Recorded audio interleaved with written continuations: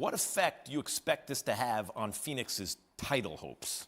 They will still be the #1 seed in the Western Conference. 6.5 games is just too big of a lead to make up in this little games left. However, I was concerned about the Suns, but then I remembered, wait, Chris Paul was hurt last season in the playoffs. Do you remember his shoulder injury where he could barely raise his arm above his head? He played through that, got them all the way to the finals. I think the Suns are my pick to come out of the West. All right. The Warriors, currently second in the West. They kick off the second half tonight against Portland. You think this team can get back to the finals? I know you just picked the Suns, but that doesn't mean it's a lock. What kind of chance do you think the Warriors have to get back to the finals? I hate that Draymond Green has been injured. However, I love what it has shown for the importance of Draymond Green for this team. Draymond Green makes everything happen for the Warriors, defensively, offensively. His absence has made his presence so much more impactful. And if he gets back, I would pick them to win the West. But back issues, if his back is back, I'm in. If his back is back, I am in. This all depends on Draymond Green's availability. Memphis might mess around and get by both these teams. Really? Yeah. Really? You know why? Really? Yeah. You know why? Really? Ja Morant is just like Joe Burrow. Oh, he's ahead of schedule. Wait your turn. Joe Burrow, Ja Morant, these are the kinds of dudes who are like, really? My turn is right now. Get out of the way. Yes, he might do it. And by the way, it feels to me like he's built for the playoffs in a way that maybe Steph Curry's not. Max, how do you like that? How do you like that? I do not disagree with you. However, when it comes to the playoffs and it comes to scheming against a team that you see night after night, they scheme against Ja Morant and becomes your second best player, your third best player. Is JJJ and Desmond Bane going to beat you in a playoff series? I'm going to say no. I love your Draymond point because if the irreducible part of the Warriors is Steph and then Dre. Those are the two really who revolutionized basketball. The Lakers are a mess and currently 4 games under 500, good for 9th in the West.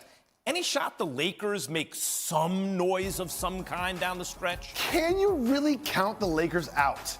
Like, can you? Love it. I've counted them out so many times, but however, Mr. Kellerman, yes, if you have a healthy AD, a healthy LeBron, and a healthy Westbrook, we just talked about the Grizzlies, right? Who's their second and third best scorer? Jackson Jr. and Desmond Bane. Lakers, Anthony Davis and Russell Westbrook. Like, I can't count them out. However, they're 4 games under 500 at this point in the season, but I still think they have a puncher's chance to win the whole thing. Yeah, because, like, eventually Westbrook's going to get his stuff back from the Monstars or whatever, right? Like, whoever stole Westbrook's mojo, he's going to get it back at some point, you would think. He's their third option. Let's turn to the East now, and despite sitting 8th in the Eastern Conference, Caesars Sportsbook still has the Nets as the favorites to advance to the NBA Finals at plus 280. Brooklyn was plus 105, like even hot money basically at the start of the season. Reigning champion Bucks are second at 3-1, followed by the Sixers at plus 360.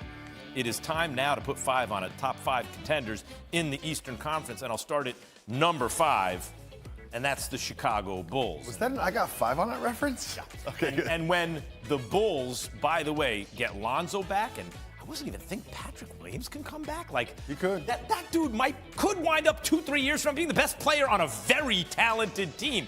The Bulls are really, really good. They remind me in the offseason before this season started of the way I felt about the moves the Suns made 2 years ago. It seems to fit on paper, and in reality, it also seems to fit. At number 4, the defending world champion Milwaukee Bucks. Look, the fact of the matter is they were getting smoked by a Brooklyn Nets team that didn't even have James Harden. So I think they were fortunate to win the finals last year. They were fortunate to get out of the East because had the Nets simply been healthy, they had virtually no chance to win is how I feel about it, looking back at it now, okay? However, Giannis has the experience of being finals MVP, one of the all-time great finals experiences that should make him even better under pressure, and you can't count out the world champions. At number 3, the Miami Heat. Miami Heat have a hunger right now. You know, a Pat Riley, Eric Spoelstra, Jimmy Butler. There's no one quite good enough to be the best player on a championship team, but Bam and Hero and everybody. One all-star who barely played. But they just keep throwing guys who want it. Jimmy Butler was like, I don't understand the All-Star game. We're not trying to win. It was like he didn't even want to play. He was like, just keep me on the bench. I don't even understand how this works. I only play to win. I only play to win. 100%. At number 2, your Philadelphia 76ers. Joel Embiid has taken his game to absurd new. Like, he actually has a really good argument he's the best player in basketball. It's him or Jokic when Durant's not healthy, but what Embiid's been doing recently is just sick. And James Harden, how are they going to play together? Too much ISO. I actually think James Harden last year played the best point guard of his career. One of the best point guard performances I've ever seen in the regular season from Harden. I think he's just additive. I think he's just going to make them better, David. And finally, you know who that leaves at number 1? Of course I do. I will say it again. Oh, God. They were smoking. The Brooklyn Nets were smoking the Milwaukee Bucks. What are you smoking? They were smoking the Milwaukee Bucks without James Harden last year in the playoffs. What are you smoking? They lost 11 games in a row, and you have them as number 1 in the East. Let me ask something. How many of those games did Kevin Durant, Kyrie Irving, or James Harden? They lost 11 games in a row. They didn't play any of their best players. Have the Pistons done that? Have the Kings done that? Have the Magic done that? Your number 1 team on your list in the East lost 11 games in a row. No, they didn't. The Nets you say no, they didn't? No, they didn't. The Nets are Kevin Durant, Kyrie Irving, and Ben Simmons. None of those guys played in those 11 games. How many games have they ever played together in their entire lives? 0. When do we expect them to play together? A couple weeks. We don't know. So, like, to me, it is this. To me, it's right here. Yeah. I've seen it happen. You've seen these. You've seen I've KD. Seen Giannis. I've seen Giannis take over series. You saw KD and Kyrie destroying these guys before Kyrie got hurt. Now add Ben Simmons. By the way, Joe Harris was terrible. Add Seth Curry. Add a whole bunch of guys. They're deeper now, and they were killing them last year. Max, we've both been in this industry a long time. Yes. I will revisit this in a couple weeks on this very program. Yes. But right now, I have the Bucks at number 1. I just haven't seen this, and I haven't seen this.